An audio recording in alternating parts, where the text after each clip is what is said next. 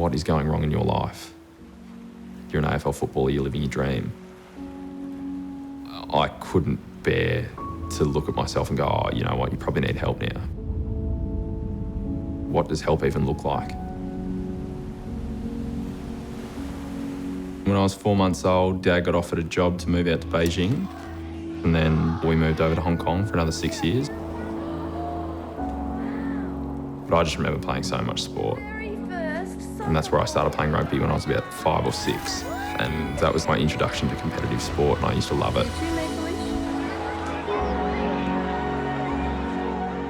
We first arrived back in Australia early 2010, and 3 days in I went on my first school camp. And all I can really remember is just thinking everyone hated me and struggling to fit in. Eventually I got to a point where I was stressing about where I was sitting at lunchtime, who I was going to speak to during the day, whether I looked like a loner. How was your day? I didn't know my first panic attack was a panic attack.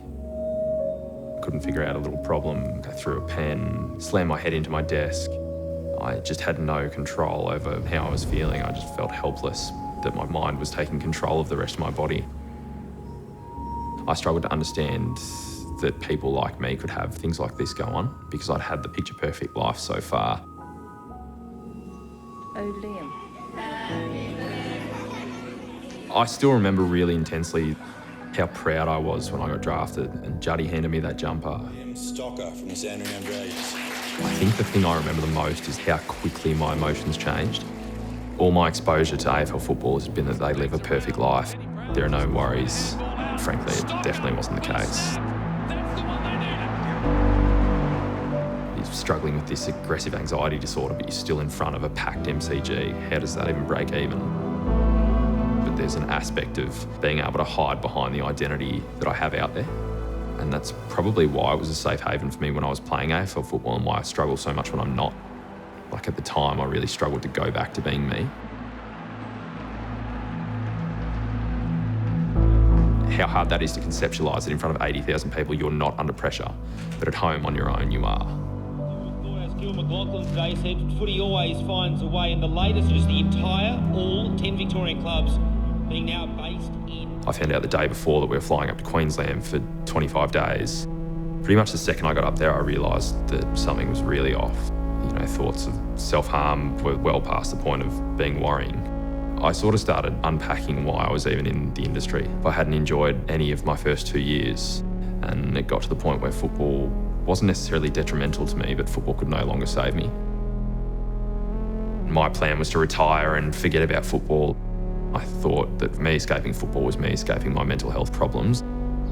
I didn't like the idea of rehabilitation or didn't like the idea of taking care of my mental health either.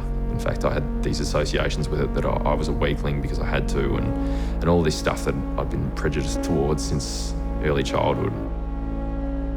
I'd like to think that I'm tough and angry and all of these things that we think the perfect 80s or 90s footballer is, and that's kind of how I grew up. Evil Knievel. When it finally became obvious to other people how much I was battling, the amount of time they put into me to fix things was the best thing that ever happened to me, and that's why I'm so big on telling other people what's going on, because often they have a better idea of the picture than you do.